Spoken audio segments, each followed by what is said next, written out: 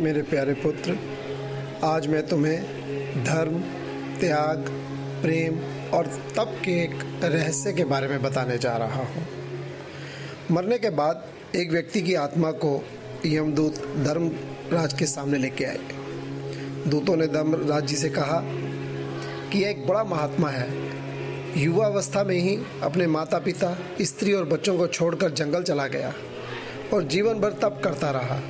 धर्मराज ने कहा, कर्तव्यों को त्याग कर कोई धर्मात्मा नहीं बन सकता।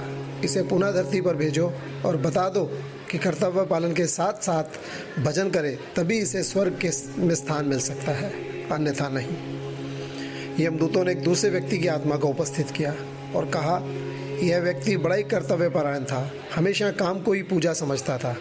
इसकी स्त्री बीमार पड़ गई और मर गई, परंतु ये उसकी सेवा करने नहीं गया, अपने कर्तव्य पालन में ही लगा रहा, अपनी ड्यूटी ही निभाता रहा। धर्मराज ने कहा, ऐसे हृदयहीन व्यक्ति का स्वर्ग में क्या काम?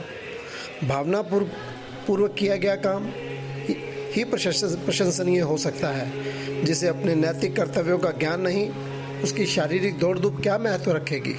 इसे पुनः पृथ्वी पर भेज दो और कहो कि भावनापूर्वक अपना जीवन जिए और दूसरों से प्रेम करना सीखे, तभी उसे स्वर्ग में स्थान मिल सकता है। अब यमदूत एक तीसरे व्यक्ति की आत्मा को लेकर आए। यमदूतों ने कहा, प्रभु, ये एक साधारण सा गृहस्थ प्राणी है। अपने पूरे जीवन में सदा आस्तिक रहा, पवित्र जीवन जिया, प्रेम पूर्वक परिवार का पालन किया, दूसरों के काम आया और उनके काम करने का प्रयास किया।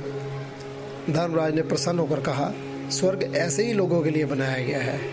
इसे आदरपूर्वक लाओ और इसके यहाँ आनंदपूर्वक रहने की संपूर्ण व्यवस्था कर दो। और बाकी दोनों आत्माएं अब समझ चुकी थीं कि वास्तव में पवित्र जीवन जीने का तरीका क्या है।